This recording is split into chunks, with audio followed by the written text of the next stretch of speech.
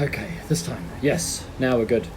All right. So, just a quick update. What's going on? I am sending you this message from Thailand, Phuket, Thailand. And this is a really beautiful part of the world, and maybe my favorite place. I think we came to Thailand 4 times last year. Very, very nice part of the world. I thought I'd just give you an update of what's going on in China. So you can get a feeling for the level of what the government's doing. Hey Martin, hey Karen, hey Jerome. It's fascinating, I think, to listen to what a government that has this kind of authority, control, systems, processes. I've been following the Bernie Sanders, the comments about communism versus socialism. I see myself as a foreigner in all of the lands, right? So I'm a foreigner when I'm observing America. I'm a foreigner when I'm observing China.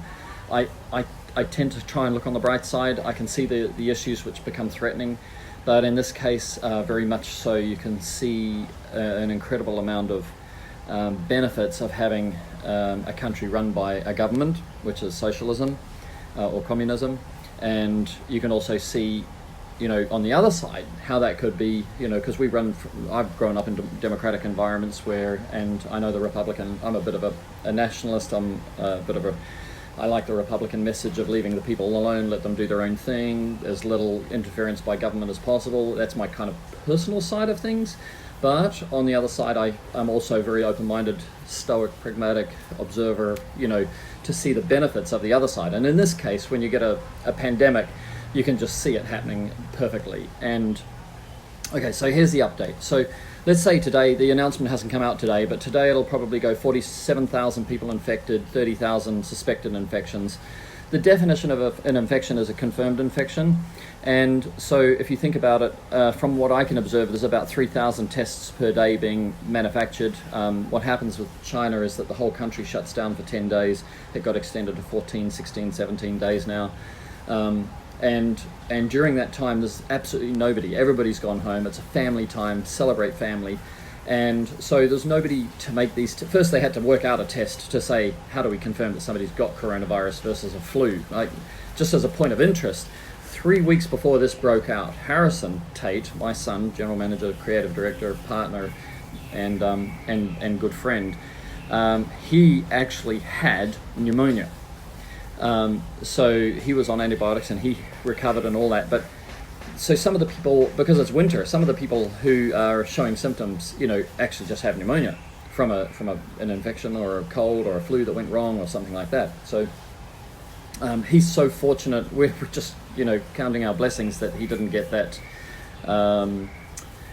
He didn't get that problem 3 weeks later, and then he would be assumed as coronavirus. But the number that you're seeing as confirmed, which I think officially right now is 44,000.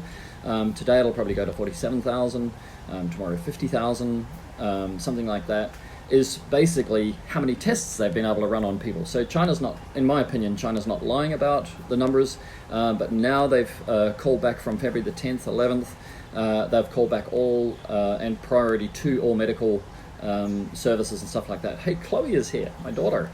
Good to see you. So they're declaring the confirmed cases, but we all know that there's more cases than that. So basically 70, 80,000 between confirmed and suspected, 1,100 dead as of yesterday, 4,000 cured, healed, passed, who have been confirmed and recovered.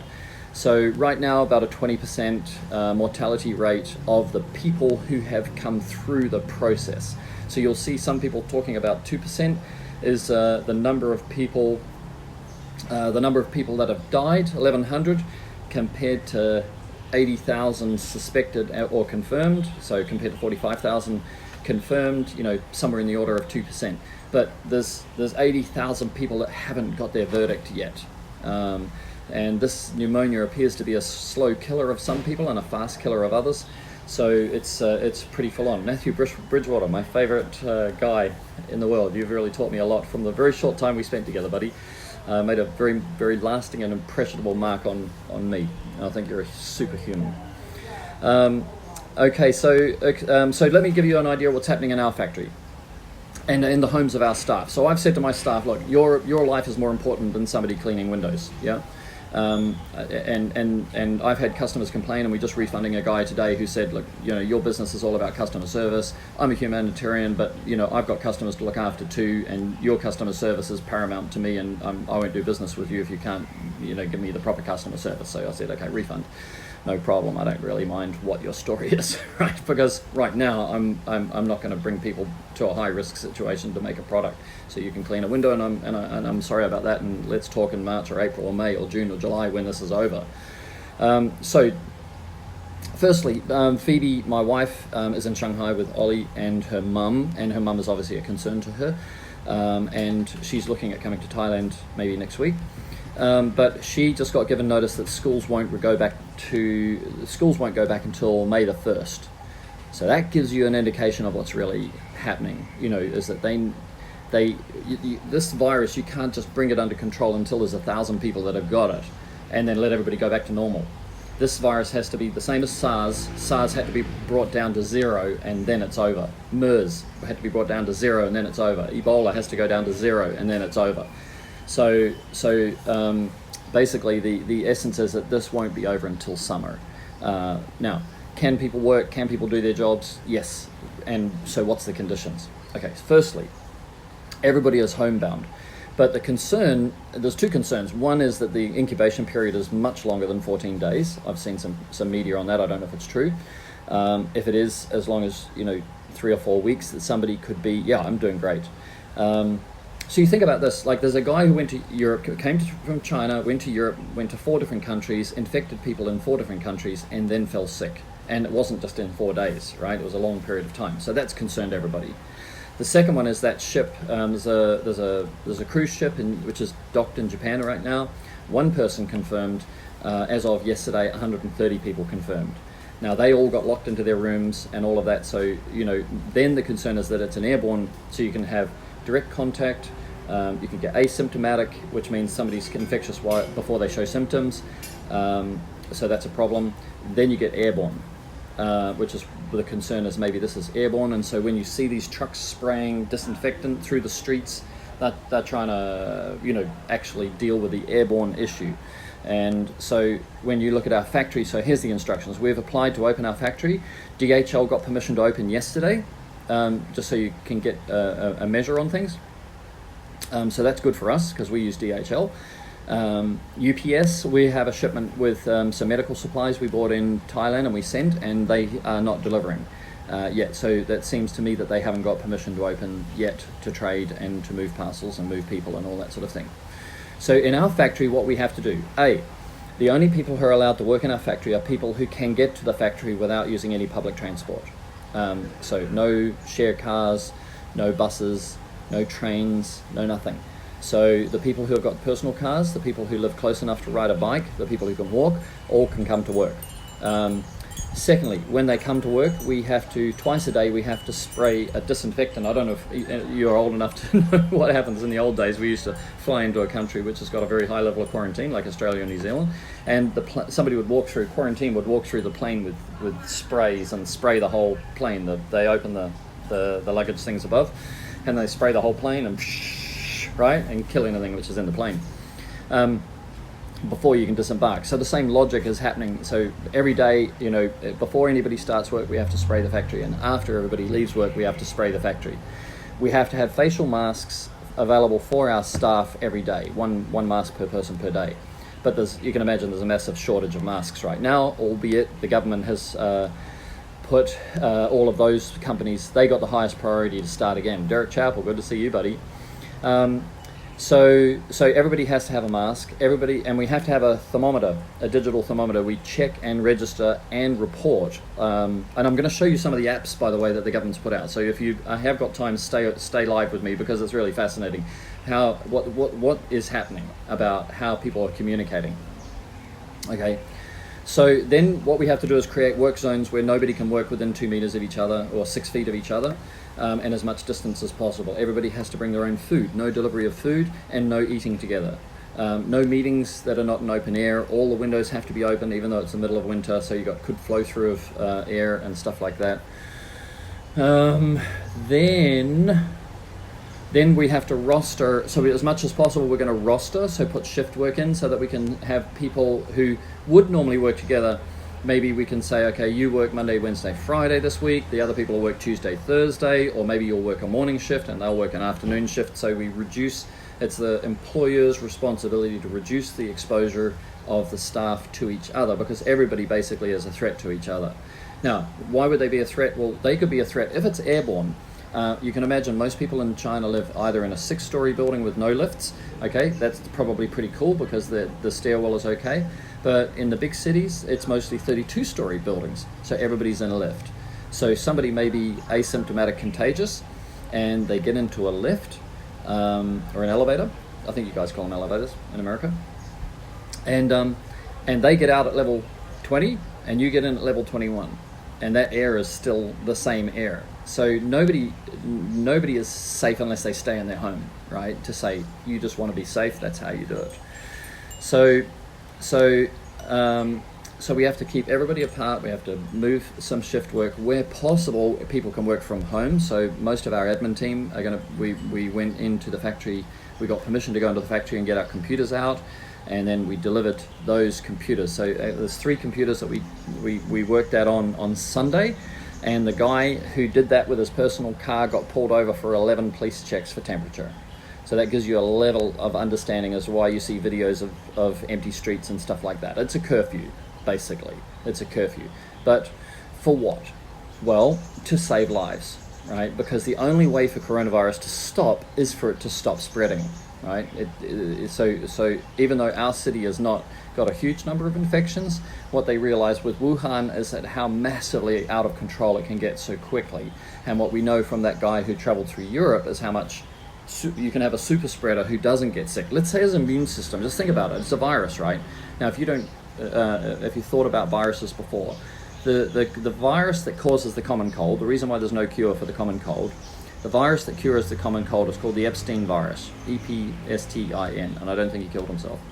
That guy, different guy who discovered the cold, right? But the Epstein virus, he is in 95% of all humans. So you don't catch a cold, you get a cold, right? In other words, you've got a virus that's in your body, you've got antibodies, immune systems, you're basically self-vaccinating, and then you have an emotional event, or you get a cold chill, or something happens in your body, and then all of a sudden the virus blooms and takes over you, and you have a cold, right? And then you have to beat it again like that. So in this situation, it's a virus that's sitting in the body, and basically I think you can think about it this way, that somebody could have a really strong immune system, and then they could be carrying on with the virus, contagious, no symptoms. Then they could have an event, like an emotional event, and immune system drops, virus takes over, they bloom, then they've got coronavirus, right? So that's what we're talking about. Now, everybody in their homes, in some parts, if there's an outbreak in an area, so there's one part of Ningbo where there's an outbreak and it's been sealed, so nobody in, nobody out, the same as Wuhan. But that's just one small, actually it's a rural center of the greater Ningbo. But Ningbo itself is, each household is allowed, without a work permit, to go out to work. Each household is allowed one person every 2 days to leave the house and go and buy food. And in the category A quarantine areas, it's one person every 5 days is allowed out of the house. So you can see the effort. The effort of the government is to reduce the cross-contamination risk so that the virus has stopped passing from one person to the other. And the level of government is incredible. Thanks, Nick. I'm going to show you this app. Why don't I show you what I can do? Okay, so in America, Australia, New Zealand, Canada, like in the West, we use Facebook, WhatsApp, Instagram, blah blah blah. In China, basically the number one app is called WeChat. So I'm going to show you my WeChat. WeChat has a translation program, so you can actually see Chinese writing there, and so that's how we talk to our teams. That's our coronavirus management team actually there, and so if they're writing to me into the group in Chinese, I can go. Let me just do it off screen so that I can show you. Tap. That's where my phone's meant to work. Let me go in again. Oh, long tap. And I can go translate, And so you can see this message here. We can see the translation where he says, I can't, I'll buy one at the children's store. So the situation that we have to have is we have to have a digital thermometer at the factory as well. I forgot to say that. Now, I sent a digital thermometer from Thailand. It's held up in UPS. It's in Shanghai, but they're not shipping anything out of Shanghai, or it's caught in a queue or something like that. So we can't open the factory fully until we've had an inspection from the government. They've given us all these rules of all these things we have to do. We have to have checklists that we've done them. We've got to be prepared to report on everybody who's in and out. Later on, like we had to get a report from all of our staff, where they live, what buses they catch to work. And thanks, Matthew. Yeah, Matt. Sorry, I just read your name. And so later on, they'll actually be able to track if somebody got on a bus and off a bus, somebody else got on that bus later was symptomatic of the coronavirus.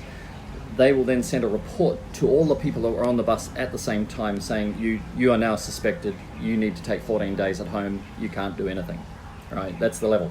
When I flew from, they've already done it with all the planes, right? So when I flew from Shanghai to Bangkok, I can go to an app, look up my flight, and it tells me nobody on the flight has shown any symptoms, so I can continue. Now I'm over 14 days, so hopefully it doesn't matter for me to do it anymore. But already for the last 2 weeks, you can look up any flights and see if anybody else on the flight became symptomatic, so you could be more concerned or self-quarantine yourself more, even if you're overseas and stuff like that. Okay, so let me show you in WeChat. Also, these are the government things. Now, WeChat is a private company, but like as most people talk about in China, it's got connections, where the government can use the private companies for their functionality, right? So in here, you'll see these are called mini apps, and then I'll click on the one that looks like a red cross symbol, right? And then this brings up the current statistics of the coronavirus. So anybody in China can see what it is. So you can see 44,000 here. This is infected. This number here is suspected. So basically I'd guess that they're hospitalized. This is recovered. So confirmed recovered, 4,756. And this is dead is 1114. Now this is not today's numbers. This is yesterday's numbers. Okay, so this will be updated maybe in an hour from now, but I thought I won't wait that long because most people will be in bed. Then if I scroll down in here, I can go to, so I'll just hit a button, wait for it to load, if it does. And then it loads up the map, right? So you can see the map. And later I'll show you what's coming out. And then tomorrow or today sometime, right? So then they'll give us a map, which will show us the areas of infection and how many people, basically, so you can see the spread through China of who's, where the danger zones are. And Zhejiang or Ningbo is this little area here on the border there. This is Guangzhou, Shenzhen, Hong Kong, that kind of area. Wuhan is in the middle, right? There's a 600 miles difference between Wuhan and Zhejiang, okay? Yeah, thanks, Grace, appreciate it. And then they'll give us all the graphs of what they've tracked. So you can see some graphs are still, some writing came on. So some graphs are still going up, and that's that. So I won't spend too much time in there. I'll pull down another app, which is this one. And this one is basically a map of where you are. Now it'll ask me, do I want to use my address here? And I don't. And you can actually see the infections around you. So now you know, okay, which zones are in threat. And whether you are basically, need to increase your level of safety. So this will show me here, the blue dot is me in Phuket, Thailand, okay? And then I'll go to full screen so you can see beautiful Thailand. And then I'll zoom out so you can see this part of the world. So those of you who don't know the world, this is Thailand here, in here. And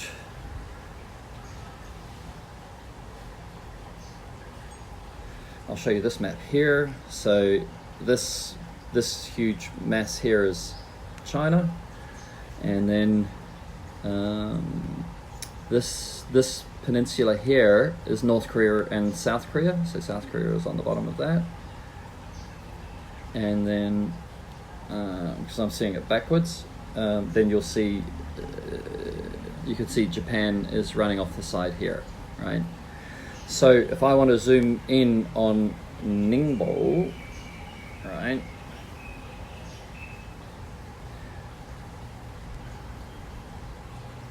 So it takes a little bit of time to load. So this is Shanghai, and you can see the actual people that are infected locations, and it pops up like that. I think I'm right.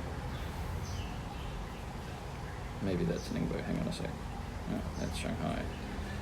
Ningbo is here.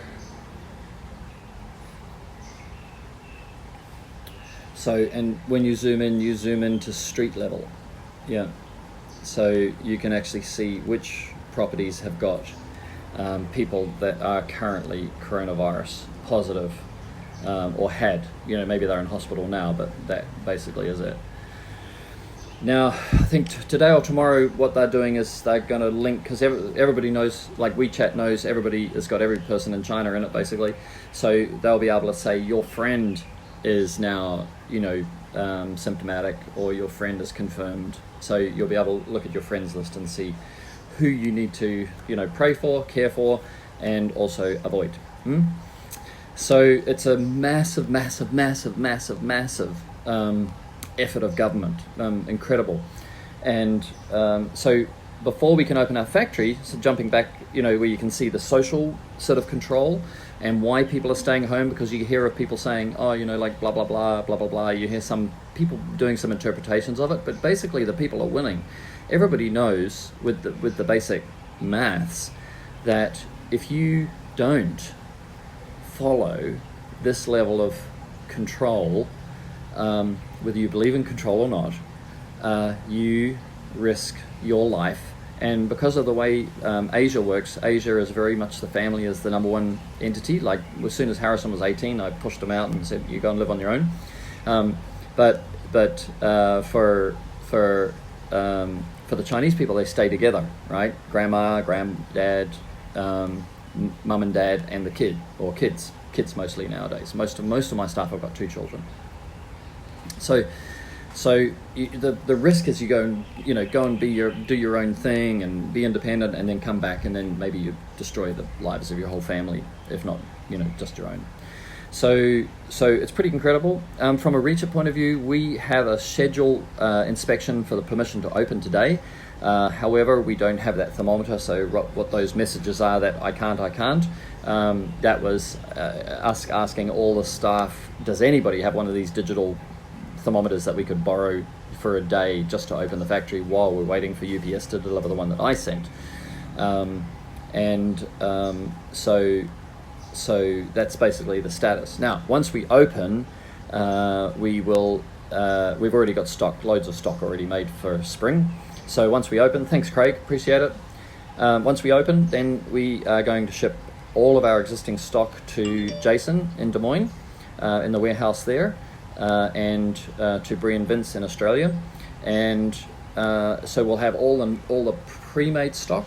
Then we've got, the ability to make maybe $500,000 worth of product in materials in the warehouse, and then we've got pre-made stock in our factories, because we have some just-in-time delivery systems where we might order 500 of something, they make 500, and we pull down 100 at a time. So we also have a lot of stock sitting in warehouses that we don't need their workers to go back. Because if you think about the supply chain, right, I can get my factory back to work, but if our supplier has got a majority of his staff that are either migrants, so they can't travel, or they get an outbreak, because there's no ruling just yet as to what happens if somebody turns up with a temperature. We have to have a quarantine room as part of the inspection. So we have a quarantine room set aside. We know which one we're going to use.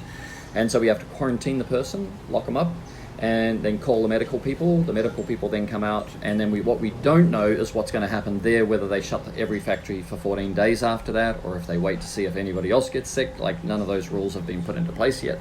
There's plenty of time for that because most of the factories are not open. In our district, which is the high-tech park, because we deal with carbon fiber and things like that, and we innovate products which don't exist, so we kind of categorize to be able to have our company in the high-tech park. There's 20,000 businesses in the high-tech park, and on February the 10th they opened 34 companies, all of them the medical companies, anybody who can do anything towards working to controlling the virus. So it gives you a little bit of an idea. But then they've got street inspectors, so of all these government departments, you can imagine there's people that do paperwork for this, people do paperwork for that, people do paperwork for this. Like, they have all been assigned as inspectors of each street. So each street has its own inspector, and then we have to contact that inspector, and then the inspector comes and inspects our property, and he can do random inspections and blah blah blah. So they've really taken their entire government body, divided it all up, divided their jurisdiction up, and then appointed everybody to look after certain things so that they can get some momentum going. It's quite fascinating to when you think that probably lockdown of Ningbo was maybe January 27. No, we left on January 27. Oh yeah, so January 24th, something like that, is when they started to say everybody needed to stay at home. So now we're on February the 12th, 13th, something like that here. We're one day ahead of you here, so you'll be watching in your night. I'm in tomorrow. By the way, tomorrow's wonderful. Great. Go to sleep. Rest easy. Tomorrow's great. Have an amazing day. So that's our plan. And then yesterday, for example, we shipped, because we sell globally, so we shipped maybe 8 packages to the UK and Europe out of Australia stock. And then we shipped some out of the USA stock, overseas as well, like that. So we're managing with the existing stock that we have in America and the existing stock we have in Australia for most things. And then some things, obviously, we have to wait. But the good thing is, our logistics lady, she has her computer at home, so she's done all the paperwork, raised all the labels and everything like that. So all we need is clearance. She's going to start work on her own the first day with a production manager, so he can help her, and then we'll just pack and send because all the paperwork's done. So we should be able to roll out a lot of stock.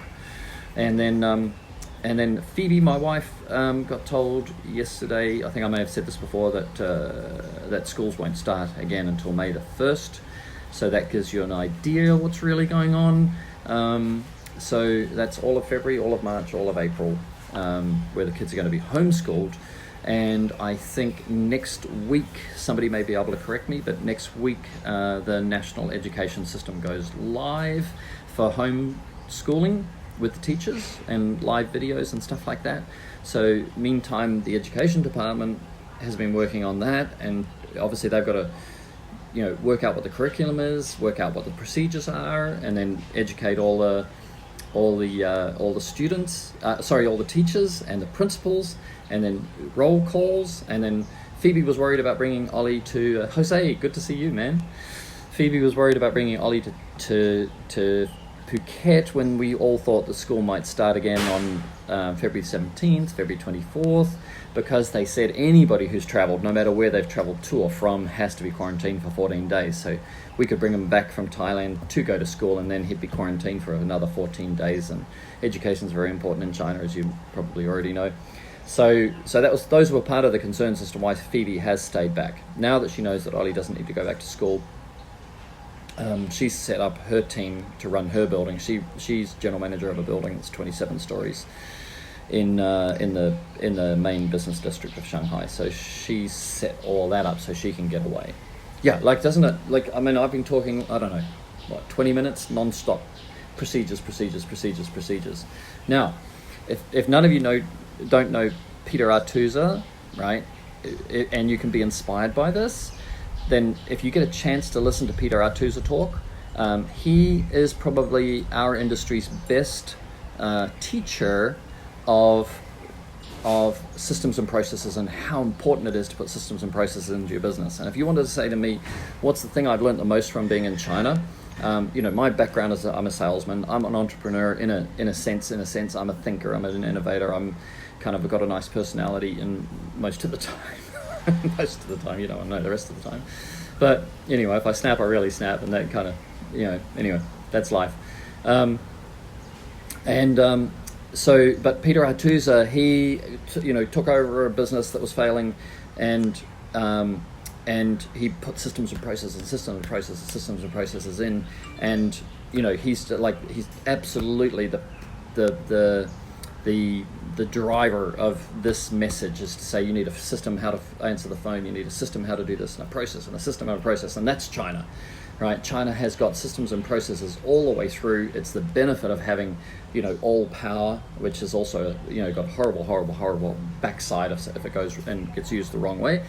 But for us to run a company in China, everything has a form, everything has a process, everything has, check, double check, triple check, multiple people involved in major decisions, everybody's stamping, everybody's signing, and it's all just the way it happens. So if you get a chance, now where can you listen to Peter Artusa? At the PWMCA in Myrtle Beach, February 20th to the 23rd. I think he's speaking on the 21st or the 22nd. So, if you get a chance to go down there, and make sure that you book in to listen to Peter Artusa, because if there's anything you can learn from how amazing you can be to solve problems and to get a body of people to work efficiently, it's incredibly eye-opening, inspiring, convincing, compelling, right? To look at how China in such a short amount of time has been able to stay in touch with every human. Oh, I didn't tell you. My landlord rang me and said, "Where are you? The government wants to know where you are you safe, are you well?" Right? I'm just one person and 1.4 billion people, and they take the time. Now my buddy who he came from Wuhan on January 21st. If you want to know the significance of that, there was a guy who flew to the Philippines on January the 21st who was 44 years old and passed away last Saturday of coronavirus. So it was this time Wuhan wasn't locked down, and people flying in that time. My buddy Bruce, he's American, came back to Ningbo. We had drinks with him for the next 2 nights, and then Wuhan got shut down, and we go, "Whoa, Bruce, right? We've been drinking with you, breathing with you, all that sort of thing." Anyway, so they followed up Bruce. "How you going? What's your situation? We know you're on a flight from Wuhan," because they can track everybody's IDs, find out where they live. We already have to register where we live. Everybody has to register where they live. So they go to his house, 3 police, 2 doctors, check his temperature, ask him a lot of questions, tell him to stay at home. He's not allowed out. They'll deliver food to him because he was deemed as being a high-risk situation. The police rang him twice a day. He had to report his temperature 3 times a day. 3 days ago, he got a physical certificate that he was clear and confirmed and free to enter the population according to the rules of the prevention of the coronavirus. Now, he's still got he only allowed out once every 2 days, but he's cleared. And you think about this, they've got enough mechanics in their government to take one guy who's got no symptoms, visit him, ring him, check him, make sure he's okay, and then type out a letter, seal it, because nothing works in China without a seal, right? Seal it and deliver it to him and say, here's your certificate of clearance. If anybody knows that you came from Wuhan and they want to stay away from you, here's your certificate of clearance. Imagine that. The infrastructure is so intensely powerful, right? Incredibly powerful. They know everything. And whilst we like our privacy, wow, the fact that they know everything is potentially going to save the world from a pandemic. Yep, completely. So there's areas to say, look, we can weigh this up. I'm not pro and I'm not anti. I love both systems. I see myself as an observer from afar, and I just carry my comments, and I have in this country, I love what's great about that country. In this country, I love what's great about that country, and like that. So there you go. I think I've run out of breath. I'll have a sip of my coffee. Any questions? Have any of you heard anything that you're not sure what it is? I must admit, I've run out of half the audience. So anyway, Robert Rucker, thank you, man. Appreciate that. Gene O'Neill's here. Good to see you, buddy. Yeah, so we think, business as usual, Not quite as usual, because we've got to schedule our workers and we've got to work out how to get them to work without them using buses before they get permission to use buses and stuff like that. And so we have digital money here. Here's another one. All right, nobody carries money, nobody carries a card. Everybody just basically, if I want to, I can show you some amazing stuff. So let's say I want to go to KFC, yeah? Good old KFC.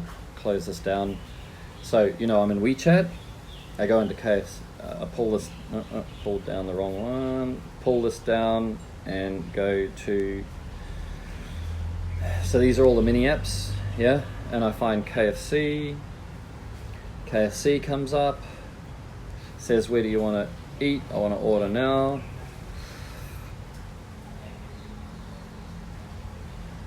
Wants to know where I am, which will probably say that I can't because they know I'm overseas. Let me see if I can get out of there and go back in. Anyway, in this KFC app,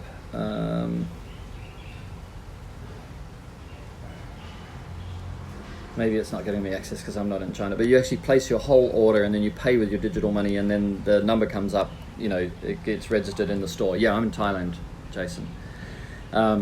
Anyway, so one day I'm going to screenshot, record it. It's just absolutely fascinating. They know everything. I've got to click through, and I'm not in China. But one day when I'm back in China, I'll record it for you, say how transactions. So everybody, if I want to pay a bill, I can show you this, right? So this is how every bill is paid personally. In China, we press this, and sorry for it being a little bit boring. And we press money, and then we get this, and that basically accesses our bank account. So if you buy Starbucks or a bottle of drink or anything like that, that's your money, bing, and then it comes out of your account.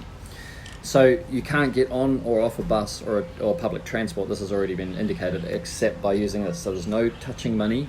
So the bus driver doesn't have to touch money. Nobody has to ask for change.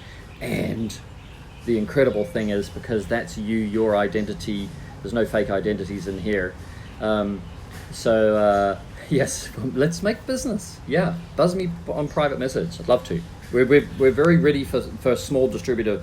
We've got a bunch who we're already processing now, but we're moving to a small distributor-based distribution system now, and an affiliate sales program with the Window Cleaner Industry app. So if you want to know about the Window Cleaner Industry app, it's still being developed, but it's called windowcleanerindustry.com. Go there. It's available now, but we're not ready to launch it because we really want to bring in 300, 500 people all in at once, and we want to get it right so everybody loves it when they get there. So you think now, because you pay with your digital money when you get on the bus, and they know where you were getting off your bus because you have to already have told the government where you're working and where your home is, right? Then they can actually see everybody that got on and off every bus. And then be able to do this maths about exposure, right? Amazing. I mean, I'm glad you imagine as a foreigner, like, I don't know any of this, how to do all this. I just know this is what happens.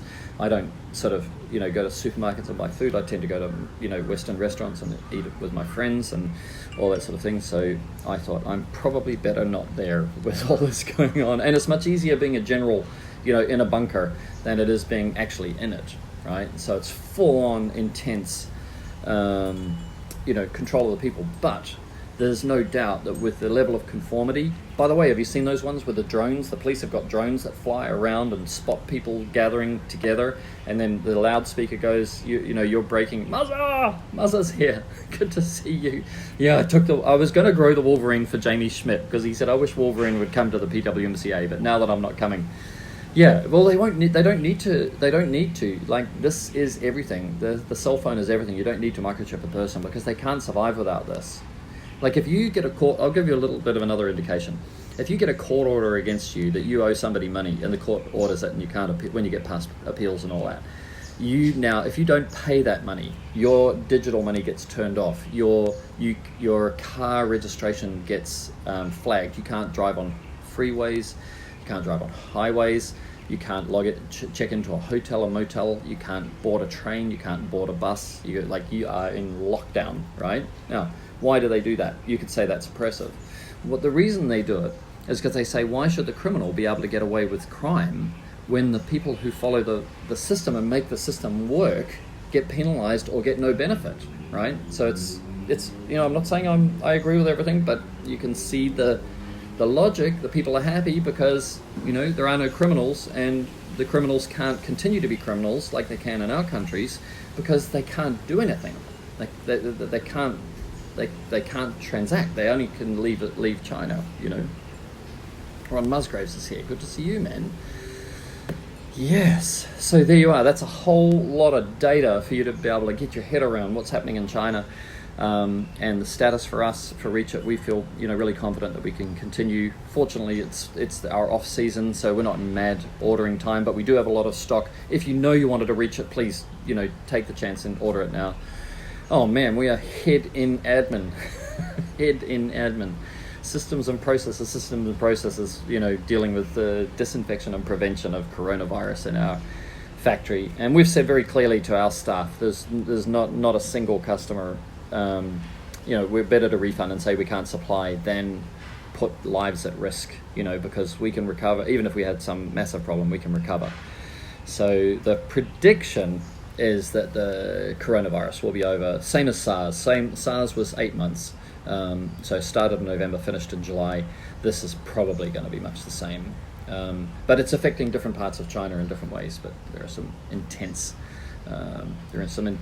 areas, right?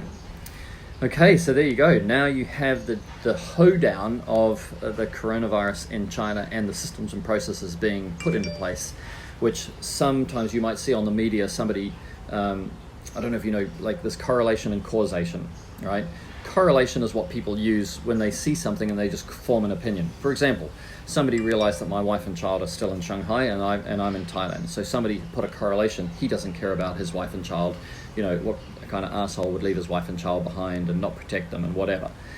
That's a correlation, right? So I was able to explain to him that the causation was that I had contact with a person from Wuhan, so I was potentially infectious. Phoebe was going to come a week later. She's got an elderly mum. She's got a kid. The schools were going to go back. So there were a whole lot of reasons for her to not leave. And she, has more information from the government because she actually, is connected to the government. So she had more information at the time that made her feel safe. So the causation was nothing to do with the correlation. And you'll see this in our industry where people take stuff, and you see it on CNN and you see it on Fox. Like, I watch Fox more than CNN, but I saw some horrible correlations. So that's why you want to check facts, and that's why I wanted to add value to you guys to say, well, look, here's some of the stuff that you can put down to causation. Here's actions and reasons and logic that sits behind them, rather than everybody's under house arrest unwillingly. No, these people are under house arrest willingly, knowing that they're saving their lives by doing it. And then you'll see some fantastic, if you go to my wall, Louis Riez put up a post today of how everybody is entertaining themselves and their kids, so I've talked to my staff about make memories, just use this time to have fun, reconstruct this, cut these up, do whatever, but just keep being creative and keep the kids' minds. John Mack's here. So Ollie, for example, he plays Roblox, and so he, every day for between an hour and 2 hours, he plays Roblox with Harrison. So Harrison takes some time out of work and just has Ollie laughing and all that sort of stuff. Thanks, Muzza. Good to hear from you, buddy. J-Max here. Good to see you, buddy. We're in Thailand, in Phuket. You want to come down? Are you up in China, or are you back in Hong Kong? That'd be interesting. Thanks, Ron. Yeah, appreciate it. Doug Slobodnik's here. What's your first impressions of the window cleaner industry app, Doug? You've had a look in there. That's pretty cool. Yeah. Some people love to talk crap about me. I get that. So I don't mind. But it's also been, you're locked in Hong Kong. Can you get out? Come down to Phuket. We're in Rawai Beach, but we're probably going to Coron Beach next week, if you can get out. And we've got Steph here, and now we're trying to get Martin here. Martin's still in Shanghai, but Martin can speak and read Chinese fluently. So he's got his dog. So some people ask about Muttley, right? Muttley is on a dog farm, like a farm that looks after dogs, not a dog farm. They don't breed dogs there. So one of those places. Joe Skinter's here. He's my buddy from Buffalo. Yes, because Kunz is here. So if you get a chance, I'll put this back up on YouTube.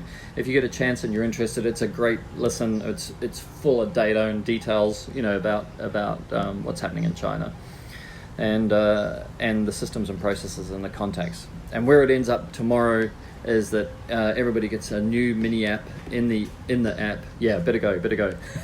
Tom's smart.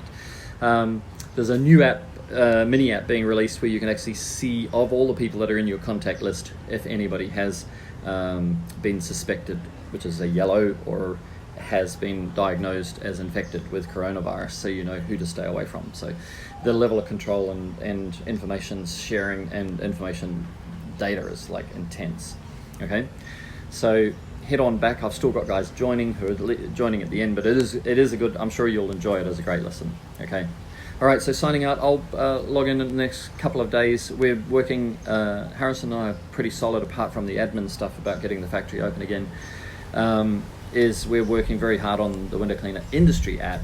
We're very passionate about creating a very unity-based community with troll-free zones. It's $9.99 a month with 1 week free. There's nothing in there. It's a blank canvas. Those of you who want to add value to the community, who want to get out of the negativity, who don't want to belong to 253 groups in order to be able to know what's going on in the industry. This is going to be the industry in your pocket, which we registered the trademark for yesterday, and you'll be able to do everything, see everything, and then later we've got some developments coming, and then if you join the app and you're a paid member, then you belong to the Worldwide Association of Window Cleaners, which has got no board, no org, no nothing. Just if you're a member of the app and you're contributing to other people or you're learning from other people, then you're in this. And we've got bumper stickers made, and we'll send 2 bumper stickers out to you, which looks super cool. Oh, let me show you.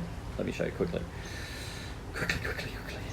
Okay, so this is the Window Cleaner Industry app. Window Cleaner Industry app. You go to windowcleanerindustry.com, open that up, and you will see that's the sticker you get. It doesn't come up for very long, and then you go straight into the worldwide group. So it's pretty cool, right? And then I'll show you just so you see this is like everything that's in there is there's a worldwide group. There's a group for suppliers, so suppliers can't post. It's a place for window cleaners to talk to window cleaners. Right, it's not a place, because the problem, you go to advanced window cleaning and I'm posting in there all the time, right? So that kind of discourages, it makes it sound like it's my space, it's meant to be there for your space. So I thought, well, if I create an app where window cleaners can talk to window cleaners, manufacturers can reply, right? But they can't post. If you want to post as a supplier, then you post in the suppliers and promos, or we'll give them their own posting environment under their brand, right? So, I can post under Reach It, under suppliers. I may destroy that and just make a group, so the younger guys can post in the younger area, the Reach It guys can post in the Reach It area. If you don't like no, that's one guy's not being in there. No negativity, no trolls, nobody with a history of negativity, nobody with a history of trolling, nobody with a history of belittling and diminishing and destructive conversations. Like they're not going to be allowed in, right? It's for the people that have left Facebook or belong to Facebook, reluctantly working their way through the BS, right? And there's a place for PWNA, IWCA, Spray Wash Academy, PWMCA, all of the groups, if you to be able to cross sell, so that as we build the Worldwide Association of Window Cleaners, which is worldwide, and so we've already got inquiries from Zimbabwe and Japan and Korea and South Africa and Europe. We've got Belgium and Switzerland and Sweden and Germany and Denmark, like that. So we're going to build this worldwide community, and then, in the end, you'll be able to say, well, I'm not interested in this, I'm not interested in that, so I'll just have the app that the parts of it that I want. But, adding on pressure washing, adding on gutter cleaning, adding on Christmas lights, adding on duct cleaning, adding on snow plowing, adding on all of these things, right? Like, we're going to build areas for that. So if you're interested in adding on something to your business, I'm a newbie and I just made a whole lot of money in summer and spring and fall, and now I'm going into winter, holy dooly, like what could I add on to my business? There'll be areas there that are just focused on that conversation. So, and I'm not going to be in there, right? I haven't got time to be in there. It's just, I'm making an environment for you. It's a blank canvas. You guys make your communities, right? And we'll have mentors in there. We're going to have financial incentives for mentors from Reach It, and then the other vendors that join, we're going to offer them the ability to offer financial incentives to mentors. If they don't want to, we're just going to have discounted products which they want to promote to the community and stuff like that. It's going to be amazing, amazing. Right? It'll take its time, and we really want the good guys to get in, and hopefully you'll add value quickly, realizing that it's a blank canvas. It really needs an amazing kickstart. So that's why you won't hear me talking about it a whole lot. We're not promoting it yet because we want it to be exactly ready and right before we push it out. And then obviously when people come in, they're going to say, oh my God, it's empty. And you go, yeah, but look how exciting it is. Add value, add value, add value. Like, work together, newbies and professionals. Everybody has to answer 20 questions. Do they agree to tell the truth? Do they agree to be professional? Are they interested in gutter cleaning? No or yes. How many years you've been in business? How many trucks? How many people under your jurisdiction? How many people in your big jurisdiction? So if somebody starts talking blah blah blah, you can go to his profile and say, do I believe him or not? Then there's a private message area. If you really like a guy, you can private message him. If you like 5 guys and you want to talk about something together, you can create a little group of the 5 guys, right? So it's like it's an industry in the pocket, right? It's super nice, super nice. I'm very proud, of what it looks like. Anyway, I can talk for a long time, so I'm not going to continue any further. All right, love you and leave you. I will sign back in a few days and give you the update. Certainly you'll hear about us. Martin's been working on all of our marketing, but I said we can't really push marketing because we know what will happen. People will say, how can you market if you can't deliver? So, and we can deliver a lot, but we can't deliver everything. So I just said, look, just push the pause button, let everything settle, and wait until we've got all that stock on its way to America. And then you'll see us turn our marketing back on, and we look forward to having Reach It be a great success for you.